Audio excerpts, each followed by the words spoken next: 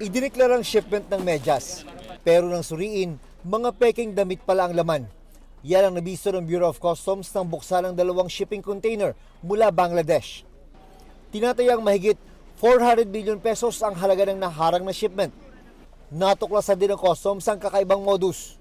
May price tag pa ng isang shopping mall ang mga damit at meron pang kunwaring QR code.